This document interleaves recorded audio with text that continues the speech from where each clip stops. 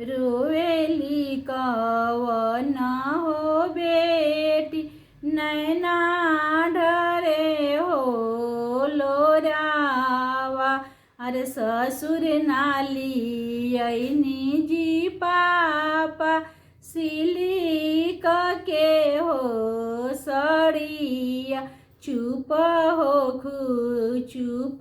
हो बेटी नैना पोछू हो लोरावा।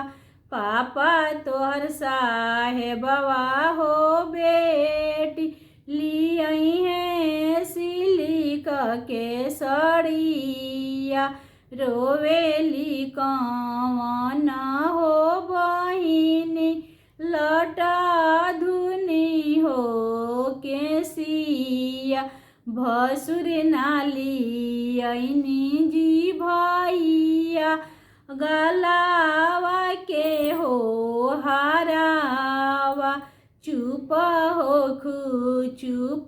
हो बहिनी बटोरवे पोछू हो लोरावा।